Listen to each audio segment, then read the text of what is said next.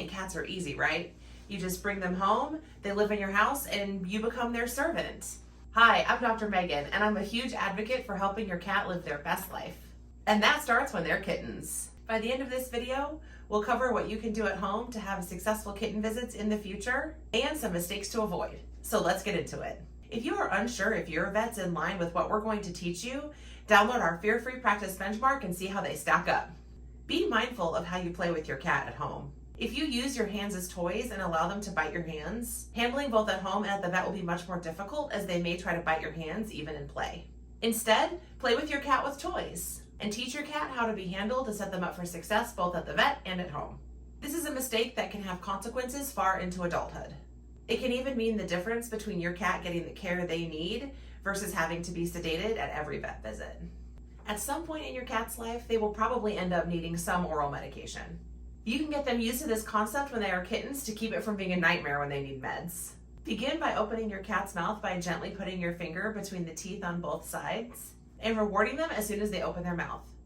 Follow that immediately with their favorite treat. You can gradually increase the time they have their mouth open until they will open their mouth long enough for you to put a treat in their mouth. Then start by fake pilling them by using their favorite treats just to get them used to you putting something in their mouth. Finally, when it comes time to actually give them a pill, make sure you wrap it in something delicious so you don't scare them. If you scare them, you may mess up all your progress. Don't forget about liquids. Start with a syringe filled with something really tasty like tuna juice or gravy. Start with just a small amount of liquid that will get them used to getting liquid squirted in their mouth. If it comes time to give liquid medication for real and it's not flavored, you can go ahead and mix it with tuna juice or gravy to make it taste better. We see a number of elderly cats who aren't able to get oral medications because they haven't been trained to accept it. Although some medications have to be oral, most of the time you can choose pills or liquid. What's your experience been like giving your cat medications? Let us know in the comments. Let's talk about mat training. Get a thick, fluffy bath mat about the size of your cat. You can use the bath mat to teach your cat that gentle handling only occurs on this mat. While the cat is on the mat, you can feed them tasty treats while you brush them, trim their nails, or even just pet them. They will start to associate this mat with gentle handling and predictable grooming encounters, which helps them feel more in control when these things occur.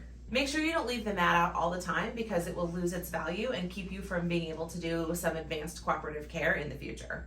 Let's talk about socialization. Because cats are so territorial and prefer to be at home, we find ourselves not taking them anywhere, and that doesn't seem fair. If you want your cat to be comfortable going in the car, it starts by making the carrier part of their daily lives. Leave it in an area your cat already likes to hang out and put a fluffy bed inside.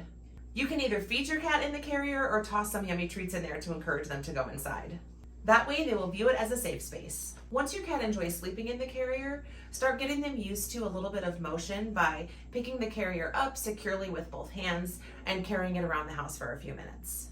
You can also get your cat used to short car rides starting with about 3 to 5 minutes in their carrier. Cover it with a towel and make sure it's secure and won't slide around in your car. Once they are used to that, take them on fun little errands once in a while.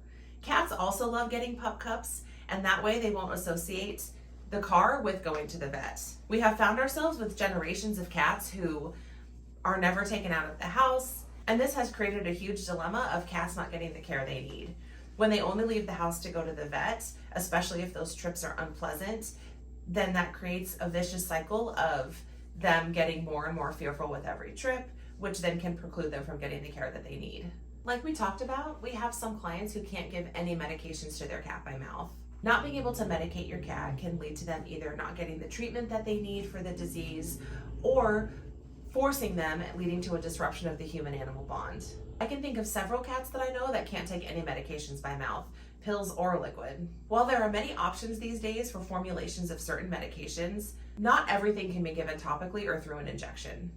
This leads to severe limitations in treating these cats, not to mention it makes treatment more expensive and less convenient. If all of this intrigues you, then you need to be a client at Latah Creek so we can help teach you. Thank you so much for watching our kitten series. Want to learn what your kitten's first vet visit will look like? Click the link here and find links to our other kitten videos at the end of this one. Want to know what you can expect at a fear-free clinic? Download our Fear-Free 101 checklist in the description box. And be sure to hit like and subscribe so you don't miss a video.